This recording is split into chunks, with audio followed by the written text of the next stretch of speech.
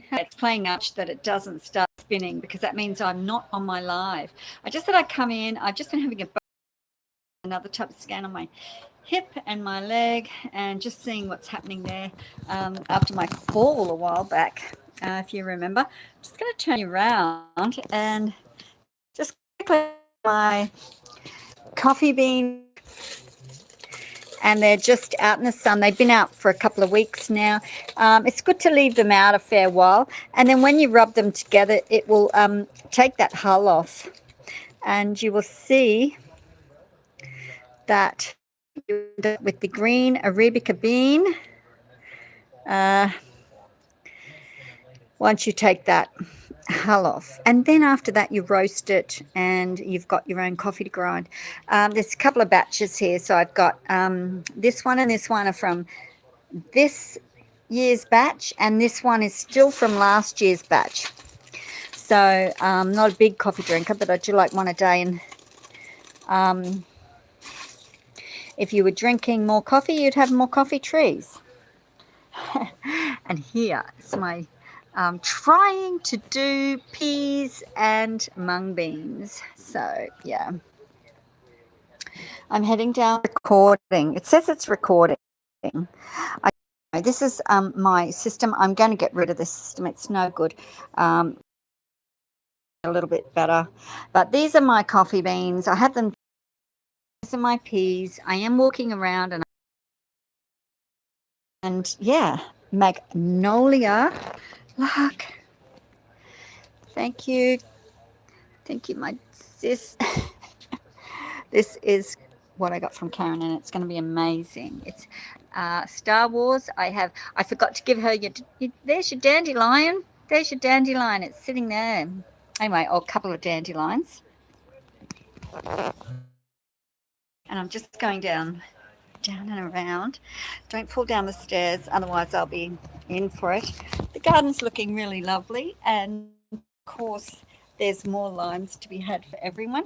So I'm just coming down here. Yep. So limes are dropping. Still big, still beautiful, still delicious.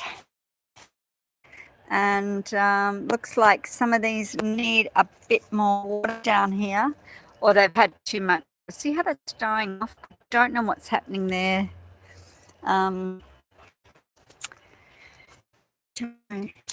It's down there, so maybe it just needs a feed. I'm not sure.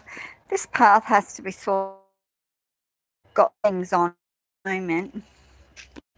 Mint's going wonderfully, and everything else is going all right. Just don't know what's happening with this tree over here. And this is, yeah, my ginger. This is a shampoo for your hair, your skin. Lovely if you use. This is what my life.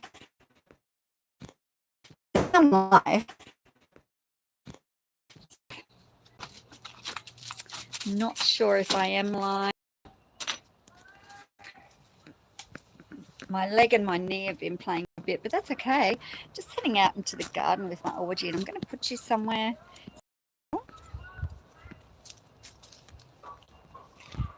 Look at these. These beautiful mandarins. And yeah, something's happening with this coffee bean as well. So I'm just going to have to work out what's happening there. These are doing really good above ground, and yeah, just have to maybe put a camera on here and see how much water I'm getting down here. And this, of course, is growing well. Garlic is growing well too. My sorrel and kale. Always got to have sorrel and kale. I did chop back the turmeric. It will keep going, and I'll leave it for another year as I've got plenty. Now, I was just having a chat this morning about fertilizing and making compost tea, and also what to put in when you're building your garden from scratch. Now, the thing is, there's no set rule. What do you like? What do you like to eat? What do you like to plant? Now, I started off with fruit trees because, they were around $20 at the time, and I just bought one of. And I also got some from Daly's nursery, and they were sent to me, and they were dwarfs. So if you want a good nursery, and they'll just send them up to you, sometimes stock root, so they're light and they don't cost a lot, but yeah, they got some beautiful dwarfs for small gardens. If you have a bigger garden, you can plant the larger trees, or plant 2 dwarfs, because what I found with dwarfs is, and what's really good, is that they're lower trees. They're shorter, so that means you're not having to climb up to get the fruit or climb up to get things, and that really helps if you're tiny. Having dwarfs, there's a lot of good things about dwarfs as well. They don't take as much room width-wise, height-wise, and they still produce massive food. So have a think about that one when you're wanting to grow. Some things like macadamia nuts, almonds, you can get self-pollinating now, and so and also dwarfs, so you can get them as well. I'd get your nut trees in pretty quickly, because they do take a few years to develop, and so will your fruit trees. So it'll take 4 years before it's feeding a family, and it goes quickly. Don't worry about it. It goes quickly. Every time you get a spare $20, put a fruit tree in. And then in the meantime, draw a picture of your garden with your house on it, and work out what areas get the sun, which areas don't get the sun, and then work out where you're going to plant your smaller things like your herbs, spices, small bushes, small shrubs, because you want to fit them in as well. Your blueberries and basils and things like that do grow into small shrubs, and that way okay, this is going to take up this much space. Use your boundaries. So I would use my boundaries, my fence line, and fill that in with things that are edible. You could even put turmeric, ginger, that type of thing on your fence line. It's okay, as long as you can dig it up and enjoy having that beautiful food there. So I don't know what, I just done kind of a thing where I've figured out the land before I started. Pumpkins go in anywhere where there's sun. I just put seeds in here and there. As long as they've got somewhere to run and give you food, that's what you do with the pumpkins. Sweet potatoes, just generally have a garden of sweet potatoes, or a couple of gardens just for sweet potatoes, especially if you're using them all the time. They'll last a long time. And yeah, I'm going to plant this. There's no room left here for these are so tall, so I'm eating these already. Just make a curry, put some chickpeas in, put some black-eyed beans, put some turtle beans in, whatever you want, and make it lovely curries. Put some quinoa in there. I've got these beautiful bees coming to my basil. This is a very strong basil, and the bees love it.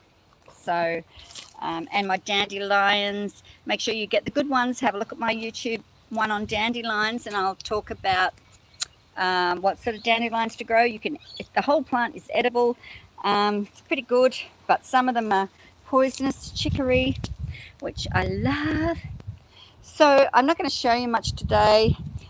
Just please, if you're liking this, subscribe, and also like, because if you don't subscribe and like, my numbers don't go up, and you also don't get feeds when I'm live and feeds when I put things on. And yeah, if you want to check out what I'm doing next, just subscribe and enjoy what I'm doing in my little garden.